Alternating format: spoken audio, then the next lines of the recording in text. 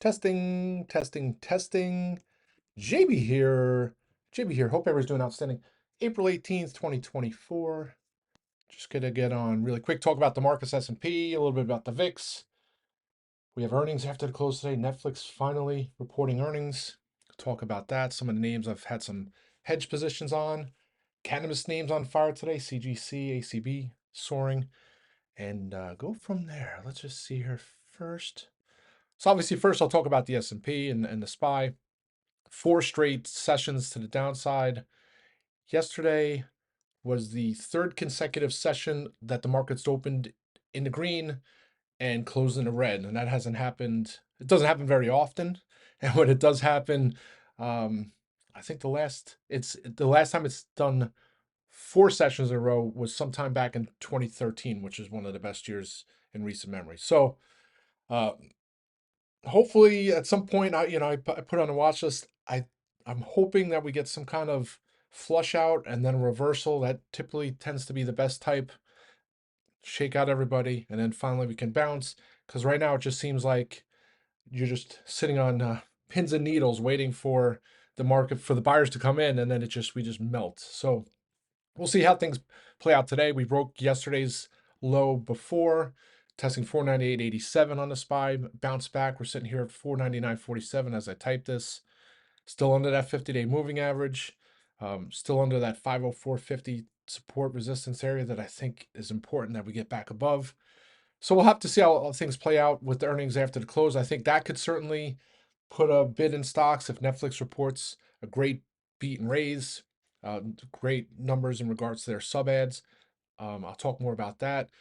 And I think it also bodes well. It takes out some of the uncertainty with this situation with Israel and Iran, where Israel's saying, oh, they're not going to do any retaliatory attacks against Iran, possibly till after Passover, if they do one at all. I think by the time it gets there, hopefully things get fixed. We don't have any kind of escalation intentions over there. I think that will take some of the wild card out of the equation that has kind of pressured markets here. Headlines we've seen over the last 24 hours or so: rates hitting levels we haven't seen in quite some time. Home sales came in lower than expected, so now you have that housing scenario narrative that people were talking about. The next recession was coming, which didn't pan out back in October, November. And then this morning on Market Watch, right, the stars may be aligning for a repeat of last August stock sell-off. So it's always, these articles don't come out when the market's rallying 4 sessions in a row, right? They typically only come out when we're nearing some kind of short-term bottom. Who knows? Maybe we're not, but typically you don't see those headlines on Market Watch unless we are in the midst of some kind of bottoming area, or an area we might find a bounce, even if it's a short-term one. Similarly, we always make fun of, or especially on FinTwit for a long time now, anytime that CNBC has their markets in turmoil special edition at 7 o'clock, after a market sell-off, that kind of the bottom's in. So interesting data points. And then I think as we get close to May too, you're going to have the headlines sell in May and go away. A nice little tweet, and I think this was from Carl Quintana from CNBC. Historically speaking, May is not a good month to begin with, so people always say, "Oh, I told you, sell in May and go away. Don't come back till September, October." So traditionally, May is not a good month. You can see the first, the median worst 2 weeks of returns for the S&P since 1950. So I'm sure you'll see a lot of chatter with that. And then I throw another nice little piece that was posted yesterday. Again, it's easy to have confirmation bias with these things that you see on FinTwit. When markets selling off, say, yeah, that's why we're selling off, because people are getting getting ready for May and things like that. And then this little piece, right? So typically, if you're looking for returns, the market's a great area for returns, whether it be performance, whether it be dividend yields, things like that. And bonds are typically boring, but when treasuries and bonds are able to issue great returns, great yields, the market typically should be doing pretty well. So it balances it, right? So yields, treasuries and bonds are more of a safe haven, so kind of takes out some of the volatility. But historically speaking, the risk premium is at the lowest in 22 years, meaning you're better off not being in stocks for the return you're getting, as opposed to at a historical level. So taking it with a grain of salt, again, that could mean we're on a point where this is it for yields, and then we start reversing. So take it with both sides. But of course, when we sell off 4 days in a row, it's easy to look at this with your bear goggles on and saying, "Wow, this is just confirms that we're going further to the downside." Again, I always say I don't have my bear suit on. I'm not going to sit here and say, "Wow, we have another 10% to the downside. We're gonna get a correction, or we're gonna enter a bear market." We still have a ways to go for that, but I'm open to both sides right now. I'm cautiously optimistic that we find a bottom here soon and we start to reverse, even if it's at 487 area, 47, 488 in the coming days, and then we can bounce. Last but not least, on the market as a whole is the VIX. And take a look at this trend line since the end of 2022. The VIX has been melting to the downside. And we were in a highly volatile market from the peak of COVID all the way through. Even on the rallies, the VIX was in the 30s, then in the mid 20s, and then we just started to melt. And you got used to the VIX being in the 30s and 20s, and all of a sudden we started getting to these levels. People are like, wow, wait, what's going on with the VIX? We're at 12, we were at 12 and a half, and at the end of 2023, and slowly and surely we've been starting to melt higher. And then this past couple weeks, you can see the big spike here in the VIX all the way past. And I posted a chart on the watch list. I can try and let's see. I can probably get it up if you give me a second. So I'm talking on here, folks, and I'm not posting the links. I apologize. Oh, it's right here. All right. Sorry for a second. Yeah. So if you just take a look, it's hopefully the trend doesn't stay broken for long, and I have also called out the little spots on the RSI, the relative strength index, and not that that's so relevant to the VIX as it is to an individual stock, but it's still, you can see every time it's come up to this 70 area, it's reversed. And when the VIX reverses, that means the market rallies. So every single time it's got up to this level. So here we are, back up 70. So again, these are all little things. You can take them as you wish. You can construe them as bearish or bullish, but until some of these things start to confirm, I think we're still in a tricky area. So that's the overall market. My scenario again is maybe today we get down, we close at lows, we gap lower tomorrow at the open, and then reverse course, flush everybody out, close at over 504.50, and everybody's happy into the weekend. That would be my hopeful scenario, right? I think the longer we keep muddling around with this melt, I don't think that bodes well. So we'll have to see how that all plays out. But I'll continue to look for opportunities on both sides. I'll talk about some of the put hedges I had on. I'll continue to do that until I feel a little more confident that we're not going to be. There's not too much. The downside is limited. All right, so that's that. So I'll talk about the put hedges. So AVGO I added at the end of the day yesterday. It was breaking under 1300. Take a look at its 50-day moving average was 1302. Broke under that, and I put it when I placed a trade on FinTwit and in the chat room. I said I've done this AVGO put hedge a couple times with zero success over the last couple weeks. It's one of these times it's going to pay out 5, 10, 15 bags. It'll happen in this current market environment, right? One of these days we're going to have a greed reset in the chip space. So you had ASML yesterday reporting a miss. The stock sold off citing a lot of it had to do with phone sales, right? And so similarly this morning you had TSM, nice beat. Guidance was pretty good, but then they were cautious. So similarly, their phone business was down double digits, and they continue to think that's going to be a trend. But then the AI boom helped get them into the single-digit growth, and that's what they're guiding for 2024. But I think people are looking for more. And you look at a name like AVGO. I mean, it's ran up since the middle of December from $900. I'm not saying it doesn't deserve that valuation, but when something has moved so far so quickly, and you have people trying to reposition portfolios in a move downward, maybe they're trying to raise some cash to add some of the names that have sold off more.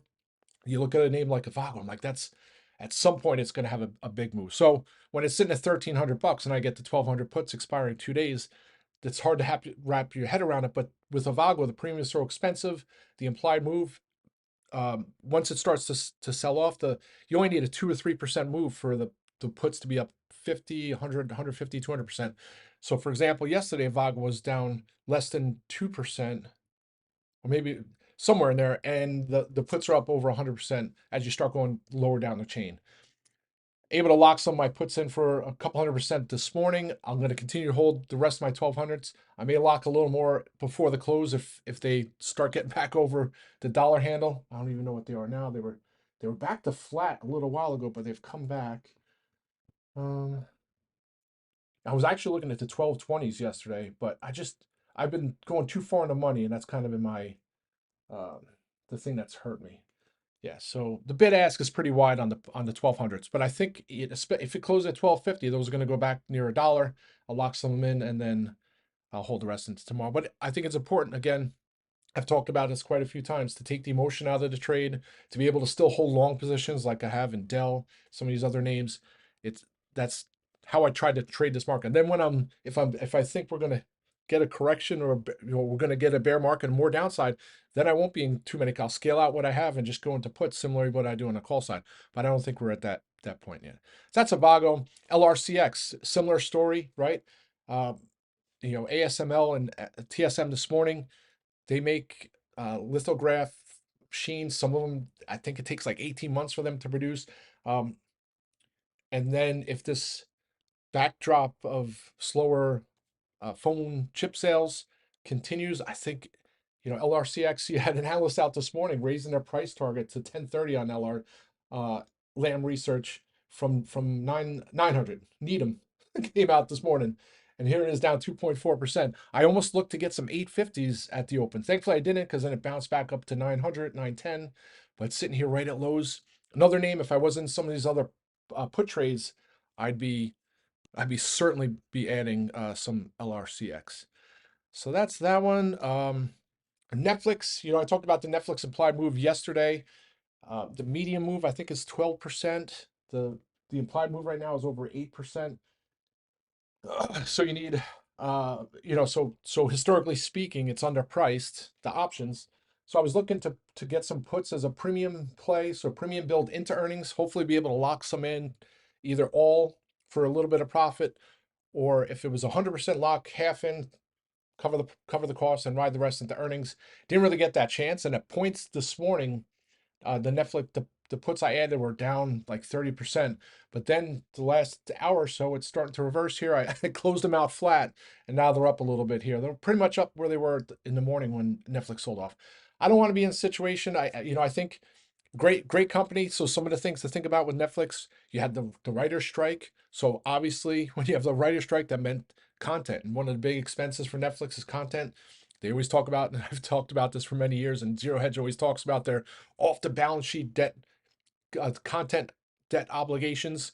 They Zero Hedge, I could write it to the T. I would post it on FinTwit that Netflix report an iffy quarter, and I'm like, oh, prepare yourself, queue up the Zero Hedge post on Netflix off the balance sheet debt obligations, and sure enough, 2 minutes later it'd be on Zero Hedge with an article. So that always used to be the big, the possible black swan for Netflix, is that eventually they're never going to be profitable, and not only that, they're going to have all this debt.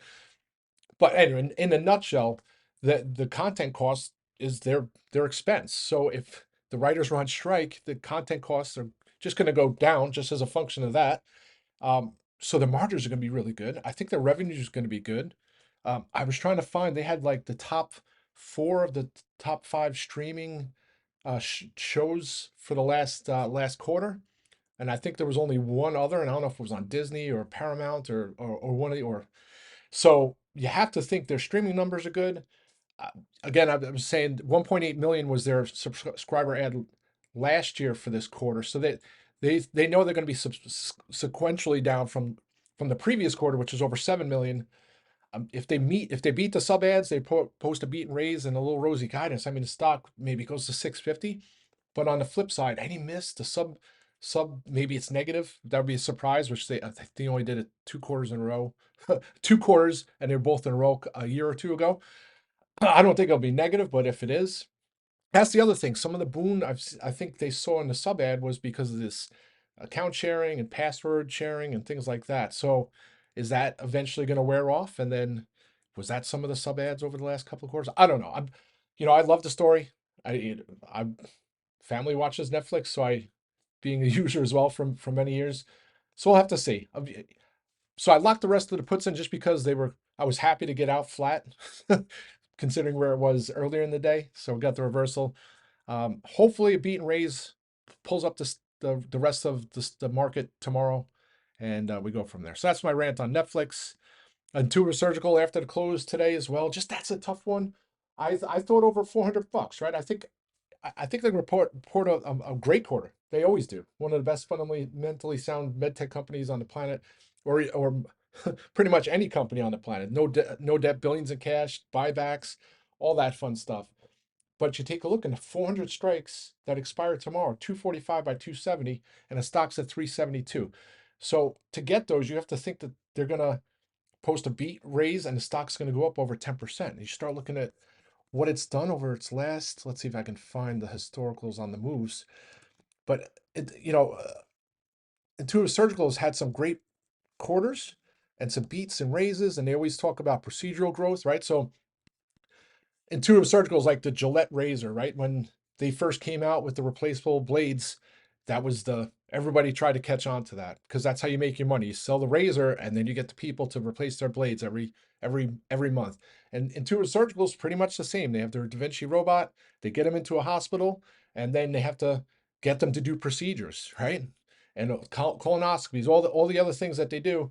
Not colonoscopy, I forget what the name of it, Laro, whatever surgery. So once they get that in there, now it's all about procedures because now you have that expensive robot in there, and they have to get all the replacement accessories for it and all the procedures. They get recurring revenue. So that's the bread and butter for Intuitive Surgical. So I guarantee it's gonna be a strong number.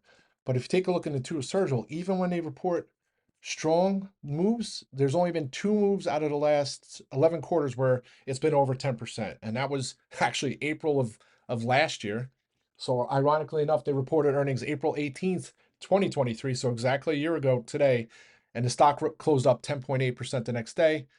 And then ironically enough, the other double-digit move was April of 2022, and that was April 21st. It closed down 14%. So I guess if you're looking at statistic wise, there's been out of the last 1, 2, 3, 4, 5, 6, 7, 8 reports, there's been 2 out of the 8. So 25% of the times they reported earnings has been double digits, and it's all been the April.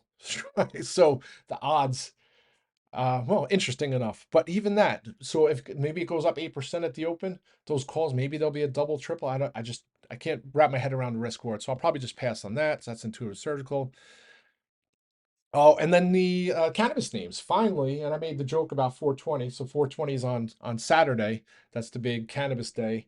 Uh, have to have to see.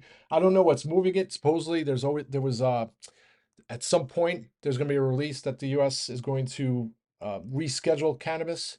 So it's not with heroin. It's not on the same uh, potency as heroin and treated the same as a drug like heroin is. So if they reschedule cannabis, I think that'll just really put the wind at the back of the sails of some of these names. And I think some of the reasons CGC is going higher faster than ACB, because I think if they reschedule it, cannabis is supposedly, I don't know if they're doing a spin-off or something with their US business because they're not allowed to have it in the US. I don't know the whole background story there, but I think if it's rescheduled, then they don't have to spin off. I think that's better for CGC. So so that's that. I'm trying to think of some other names. MDB, I was actually looking to get some 325s before. I still have the 315s, which are starting to go up, but they're not anywhere near uh, what they were. And I got them. Let's see what the 325s, they were just 40 cents. They had a 48 by 87. It's tempting, but I'm already in puts. And I think at some point it's gonna be tough there'll be a big bounce and it'll be tough to close out the positions. I don't want to be in a situation where I'm loaded to the gills on puts and we have a bounce or something like that. So I'll just hold what I have. But gosh, I look at the MDB chart and I'm like, this thing's going to 320. Just a matter of when. And when it breaks 320, it might go lower. So that's my rant for today. I'm trying to think of some other things. 1 hour, 45 minutes to the close, earnings after the close. Yeah, I think that's it. I'm trying to look. LRCX. Oh, CrowdStrike down here, 290. It actually got down to 290. CrowdStrike bounced almost up to $300, is now sitting here at 293. Another name just seems to be melting. And then this morning, KeyBank came out and adjusted their price target on CrowdStrike. They kept their overweight rating, but they dropped their price target to 376 from 430. All right, folks, that's it. Let's have a great day. Rock and roll.